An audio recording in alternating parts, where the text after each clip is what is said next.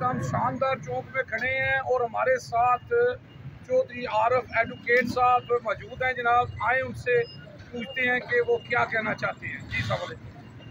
میں سب سے پہلے تو مبارکباد دوں گا بٹ صاحب کو کہ نو انیشیٹو کی فورتھ چینل جاوا جی کے متعلق میں بتاتا تھا. ان کے والد محترم تھے جن کا نام شاہ بٹ جاوا تھا. تو انہوں نے اپنے والد صاحب کے نام سے میڈیا چینل لانچ کیا ہے. تو میں مبارکباد دیتا ہوں. اور ابھی تک جو انہوں نے ویڈیو بنائی ہے وہ بڑی ہی امپریسو ہے, بڑی اپریشیبل. تو جہلم میں یہ جس طرح سے میڈیا ورک کر رہے ہیں تو فیوچر میں میں دیکھ رہا ہوں کہ ان کا چینل لیڈنگ چینل ہوگا. تو آج کا جو حالات سے دیکھوں اگر میں تو یہ رمضان کا مبارک مہینہ بھی ہے اور آخری کا چل رہا ہے اور 21 رمضان کو گزر چکا ہے, 22ویں رمضان کی تیاری ہے. تو مجھے بڑی خوشی ہے یہاں ان سے مل کے بٹ صاحب سے ملاقات ہوئی ہے. تو میری بڑی بیسٹ چیز ہے ان کے چینل کے لیے. پہلے یہ یوٹیوب چینل کے لیے کرتے تھے کام, اب انہوں نے چینل لانچ کیا ہے. تو امید کرتا ہوں کہ یہ چینل بڑی ترقی کرے گا.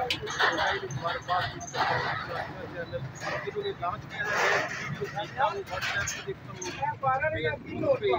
فیس بک پہ I find this channel video.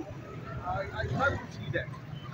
تو واٹس ایپ اگر آپ پوچھنا چاہیں تو خوشی ہوگی کہ آپ اگر کوئی سیشن پوچھنا چاہیں یا بات کیجیے تو میں اس کے متعلق تو سر میں یہ پوچھنا چاہتا ہوں کہ آج کل جو سیاست کا ماحول گرم ہے اس کے بارے میں آپ کیا کہنا چاہتے ہیں پبلک کو, کیا میسیج ہے؟ سیاست کا ماحول تو پاکستان میں اگر میں دیکھوں بچپن سے جب سے ہوش سنبھالی ہے میں نے تو اسی طرح حالات دیکھے ہیں. تو میں اگر ماضی میں جاؤں گا گلوکار صاحب کی گورنمنٹ کی ماشاء لگا, انہیں منصوبی نے یعنی پھانسی دے دی گئی. تو تقریباً اس کے بعد سے لے کے آج تک میں کالج اسٹوڈنٹ رہا ہوں, یونیورسٹی اور اب لائف شپ کر رہا ہوں.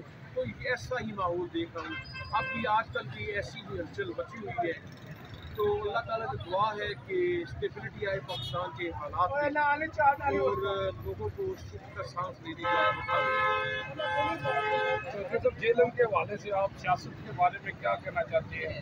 کون ون کرے گا یا کون اچھا اس کو ووٹ دینی چاہیے؟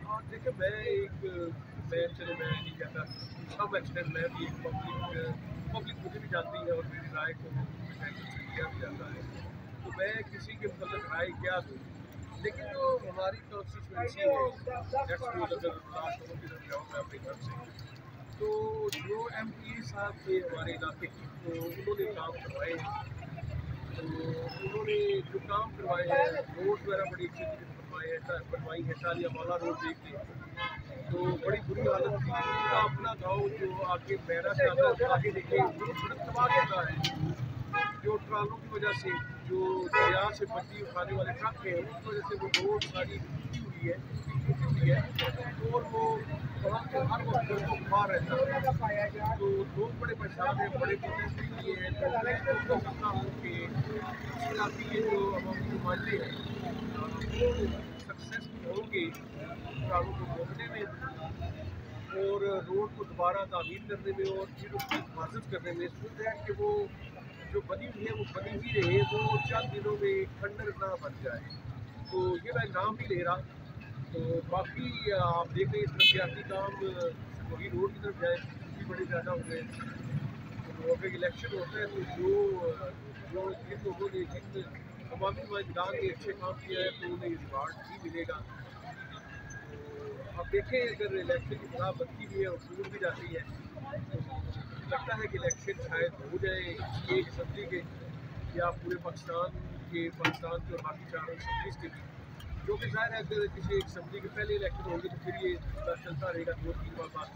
دوسرے الیکشن ہوں گے تو یہ ایک مسئلہ ہی چلتا رہے گا. بہتر ہے کہ کسی ایک ڈیٹ پہ باقی گورنمنٹ اور تمام صوبائی اسمبلیوں کے الیکشن ہو جائے. جی تو صاحب بہت شکریہ جی.